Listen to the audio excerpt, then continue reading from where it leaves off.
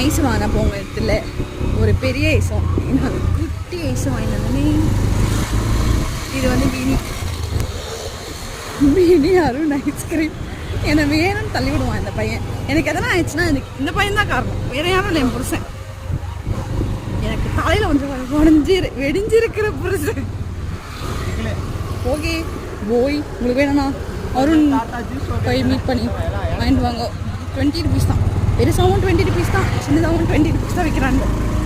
காசு அமைக்கிறது எல்லாருமே பிஸ்னஸ் தான். நல்லா இருக்கு, டேஸ்ட் பார்த்துச்சு.